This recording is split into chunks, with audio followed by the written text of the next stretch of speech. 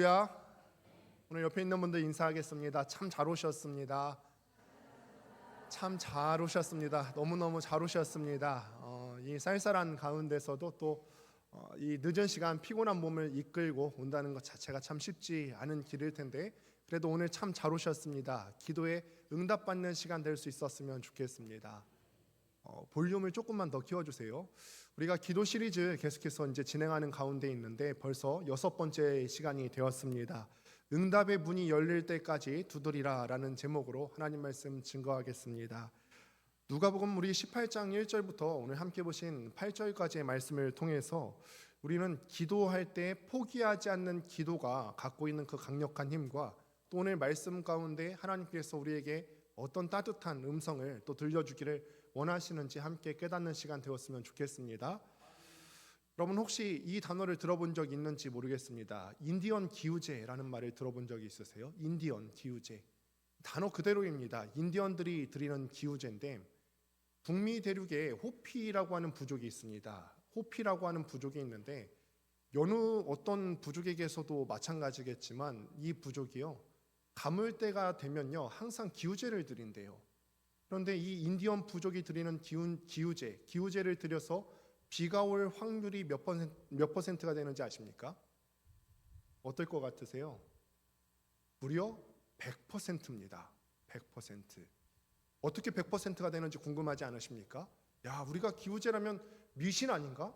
미신인데 어떻게 그렇게 100%의 확률이 있을 수가 있지? 현대 과학적으로 통계에서 100%가 나온다라고 하는 건 불가능한 일이죠. 어떻게 그럴 수 있었을까? 이 호피라고 하는 사람이 어떤 특별한 신령한 능력이 있어서 그럴까요? 아니면 기우제를 드릴 때 하늘도 감동할 만큼 어떤 화려한 거창한 재물을 올려드려서 기우제의 확률이 100%가 되는 것일까? 비결은 생각보다 단순하고 강력합니다. 비결은 비가 올 때까지 기우제를 드린다 합니다.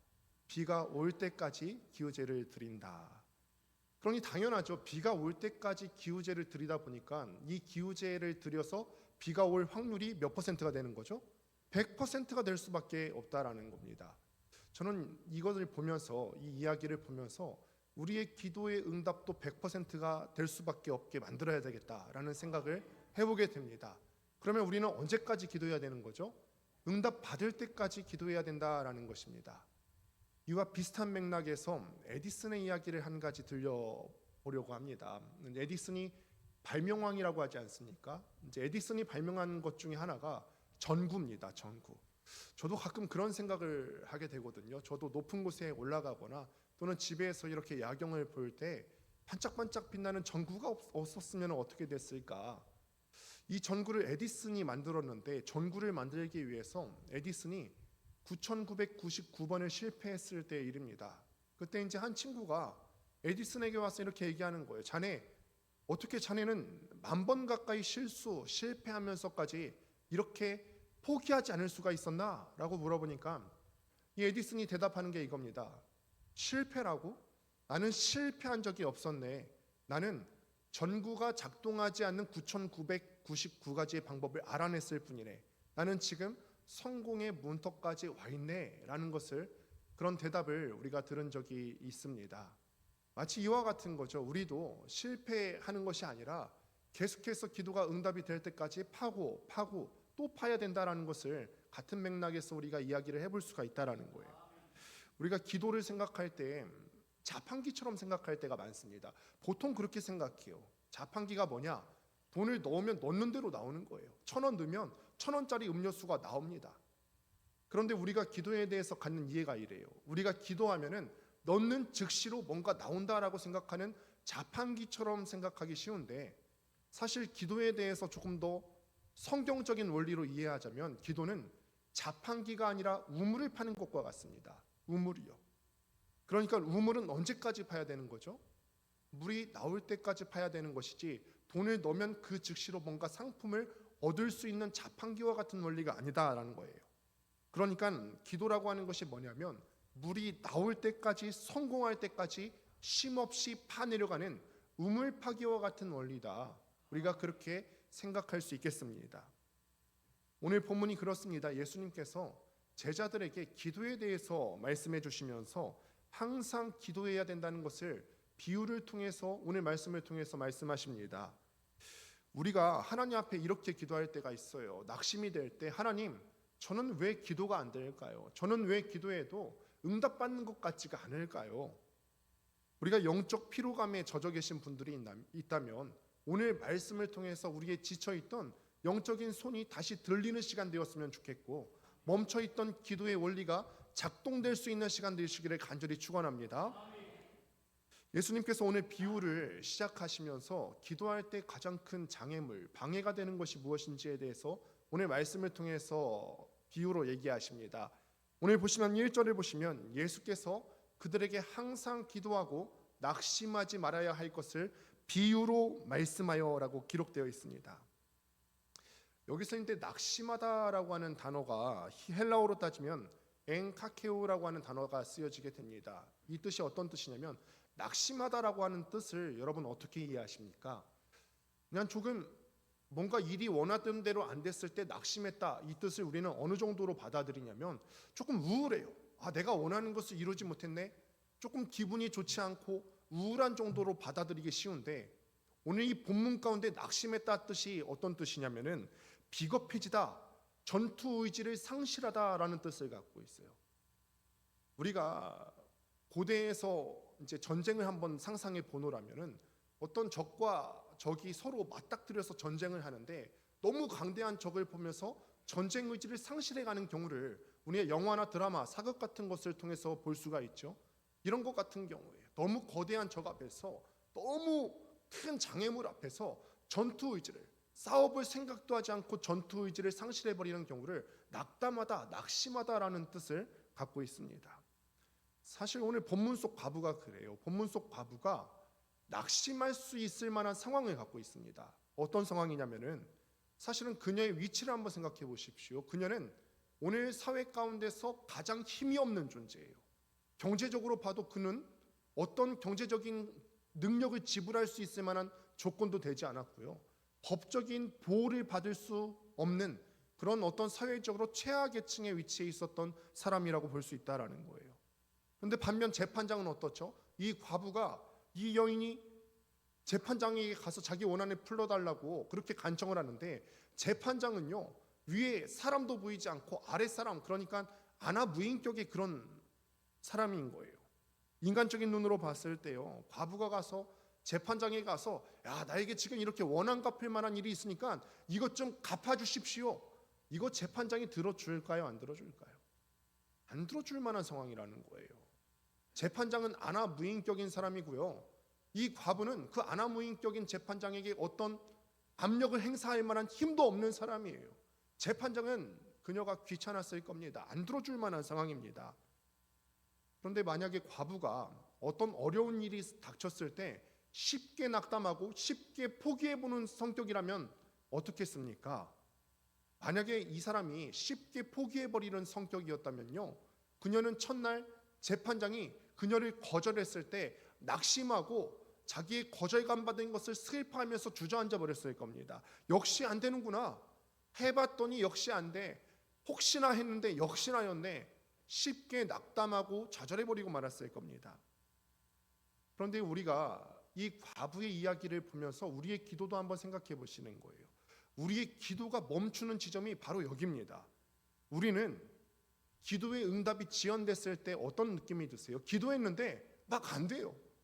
새벽 기도, 간절히 기도하면 하나님께서 내 기도 들어주시겠지, 새벽에도 나와보고요, 1년 2년 신앙생활 열심히 해보면서 이것도 해보고 저것도 해보는데 하나님께서 내 삶을 보듬어 주시지 않는다 생각될 때, 그렇게 열심히 하나님을 섬기고 기도했음에도 불구하고 내 경제적인 상황이 나아지지 않고 나의 여러 가지 컨디션이 좋아지지 않는다 느껴질 때 우리는 낙심해버려요. 하나님이 내 기도를 거절하셨다, 아니면 하나님이 과연 살아계시기는 한 걸까? 이런 생각이 들 때가 너무나 많다라는 거예요. 상황이라는 어떤 안개가 너무 짙어지게 되다 보면요, 우리는 이 안개 건너편에서도 일하고 계시는 하나님의 손길과 섭리를 쉽게 의심해버리고 만다라는 거예요. 사실 저 그런 생각을 해보게 됩니다. 목사가 하는 역할이 무엇일까? 목회자가 과연 왜 있는 것일까? 저는 그렇게 생각합니다. 목회자는 하나님께서 분명 살아계신 것과 그가 성도들의 삶 가운데서 분명히 역사하시는 분이라는 것을 확증해주고 증언해주는 사람이라 생각합니다. 여러분들께 한번 말씀드립니다. 하나님 살아계십니다. 우리의 삶 가운데 짙은 안개와 같은 상황이 있을지라도 여러분들에게 감히 위로의 말씀을 건네는 것은 하나님께서는 분명히 살아계시고 여러분들의 삶을 저 안개 건너편에서 끌어가시는 하나님이신 줄을 믿습니다. 낙심이라고 하는 것은요, 우리가 이렇게 생각했으면 좋겠습니다. 낙심이라고 하는 것은 거의 다 왔어요. 거의 다 왔으니까 사탄은요, 우리가 그 완성 단계에 이르기 전에 영적인 연막탄을 던져서 완성 단계에 이르게 하지 못하는 게 바로 낙심이에요. 낙심. 이제 성공 단계에 이르면 안 되기 때문에 기도의 응답을 받으면 사탄이 가장 싫어하는 것이기 때문에 기도의 응답에 다다를 수 없도록 사탄이 영적인 연막탄을 던져버린다라는 거죠. 한 예화를 한 가지 들려드리고자 합니다. 영국의 수영 선수 플로렌스 체드윅이라고 하는 여자 수영 선수가 있었습니다. 그런데 이 수영 선수가 어떤 사람이었냐면은 유럽 지도를 보게 되면 유럽하고 프랑스가 있지 않습니까? 거기를 이제 영국 해협이라고 하는데 여기 바다가 굉장히 거칠고 험난하기로 소문나 있습니다. 그런데 이 여자 수영 선수는 거기를 맨몸으로 횡단한 사람으로 알려져 있습니다.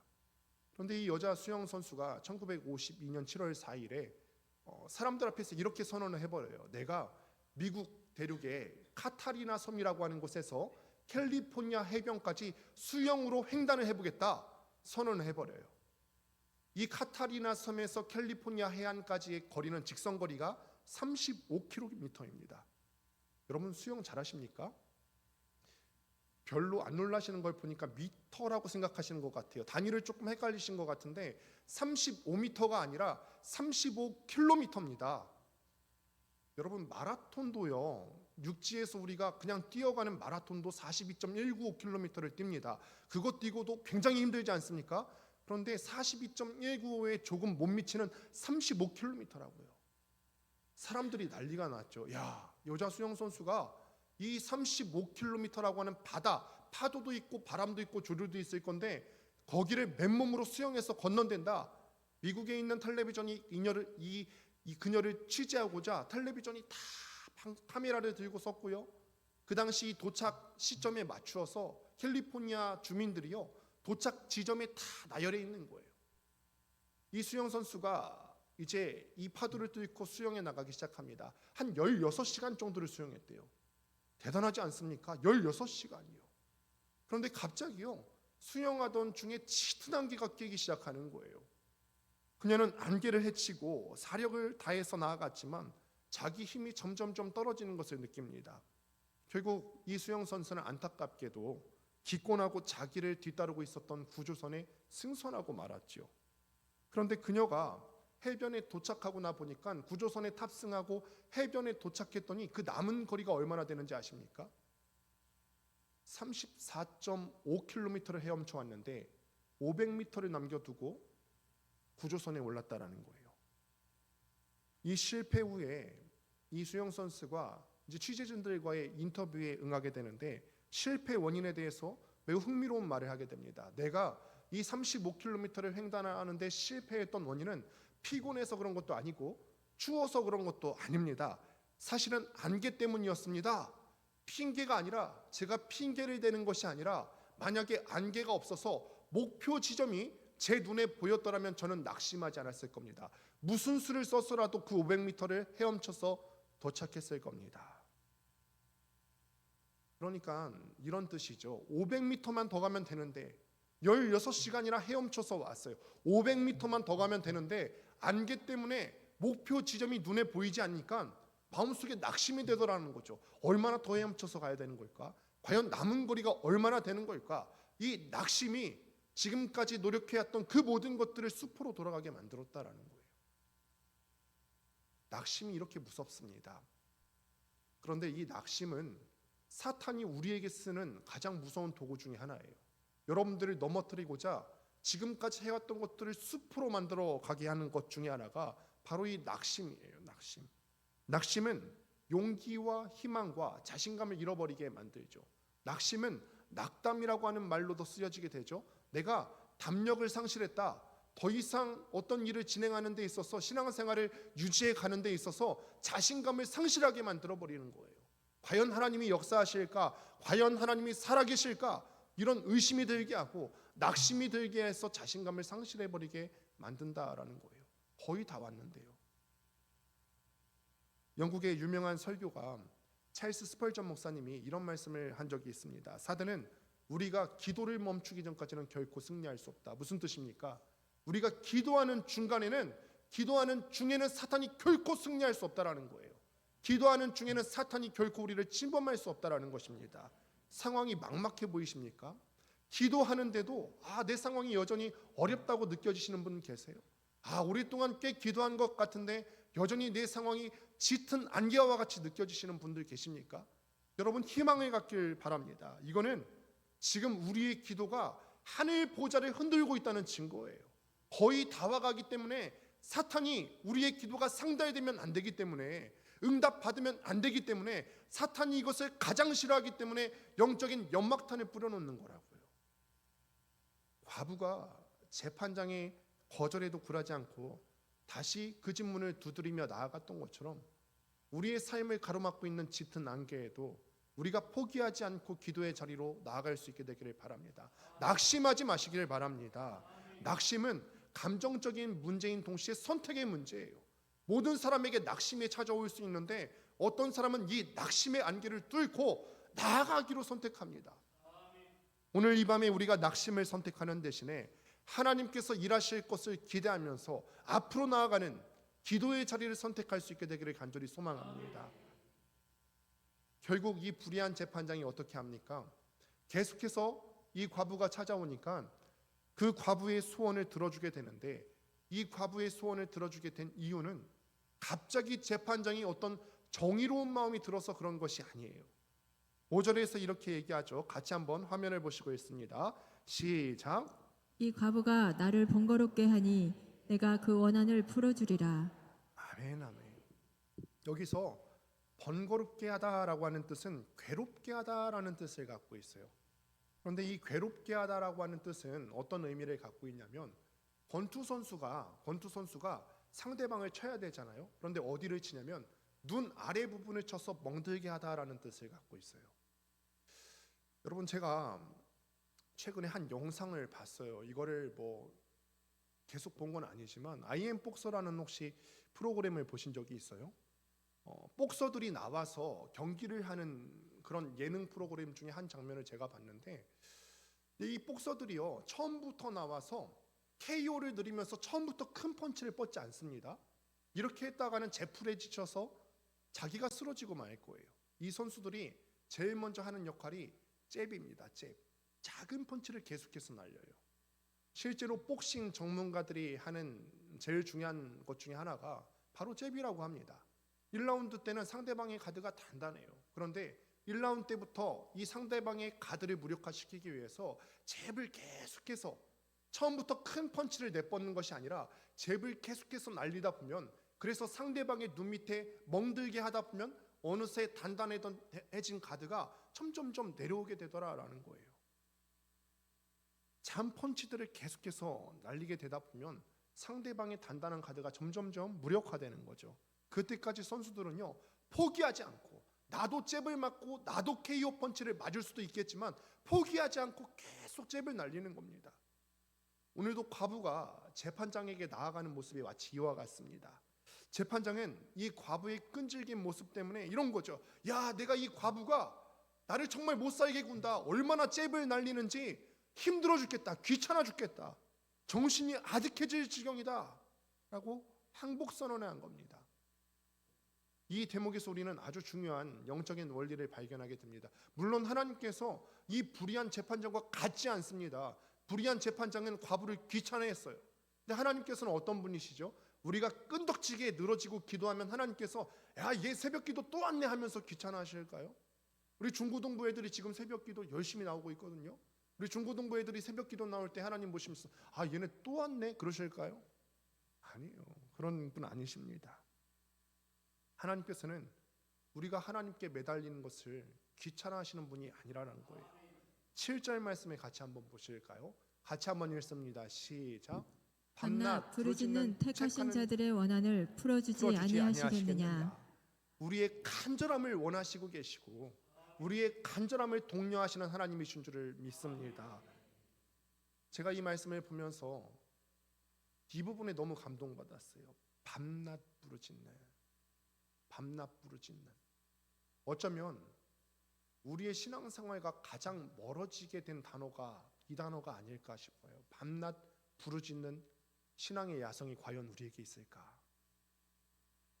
한번 스스로에게 한번 물어보시길 바랍니다. 최근 요즘 시대에 조국 교회의 문제점이 뭐라고 생각하세요? 우리의 신앙이 어떤 게 문제라 생각하십니까? 우리 교회의 문제가 뭐라고 생각하세요? 우리 교회를 포함해서 현대를 살아가고 있는 그리스도인들과 한국 교회의 문제점이 뭐라고 생각하십니까? 밤낮 부르짖는 간절함을 상실해 버렸다는 거죠. 편한 걸 추구하다 보니까 자꾸 뭔가를 줄여나가요. 간소화시키고요. 어떤 교회는요, 주일날에도 야 이것저것 하기 귀찮다, 주일날 한 번 예배 드리는 걸로 만족하자, 오후 예배를 없애버리기 시작해요.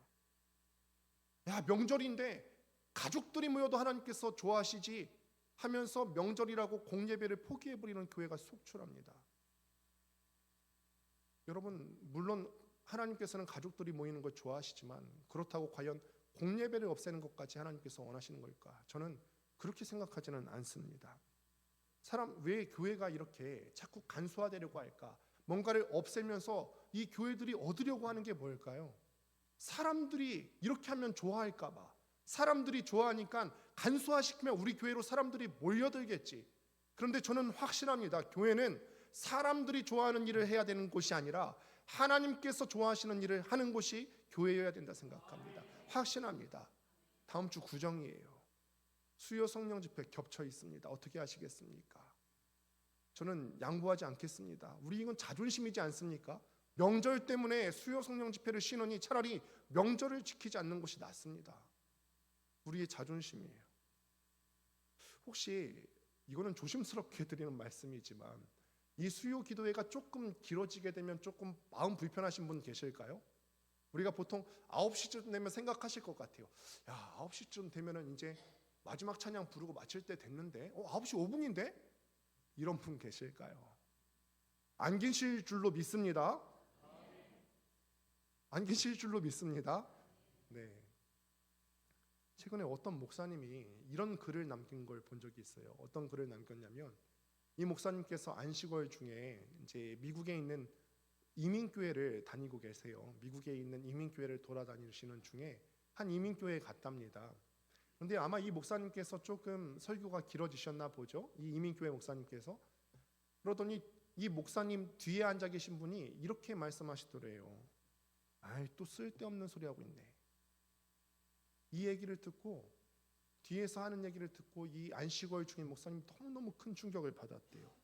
아마 큰 소리로 말한 것은 아니지만 그래도 그 주변에 최소 10명은 듣고 있지 않았을까. 사랑하는 성도 여러분, 이거는 예배를 향한 간절함의 문제인 줄로 믿습니다.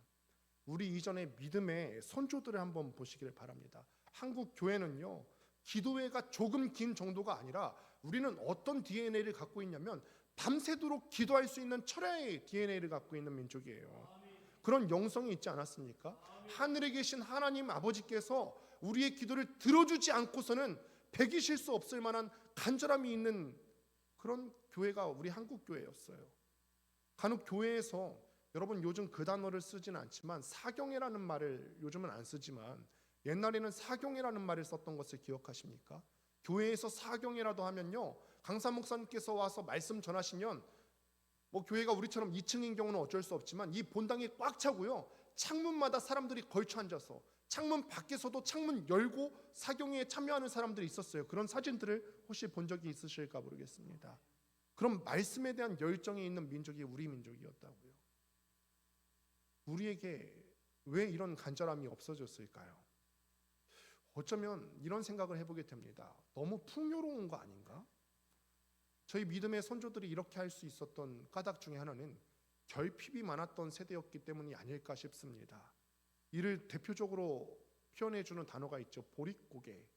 그러니까 쌀을 추수하고 난 다음에 보리를 수확하기 전까지 그 사이 공백기가 있는데 이때 먹고 살기 어려워서 보릿고개라고 하는 말이 나왔습니다. 1차원적이긴 하지만 우리 믿음의 조상들은요, 선조들은 생사를 걸고서 신앙생활을 했다고요.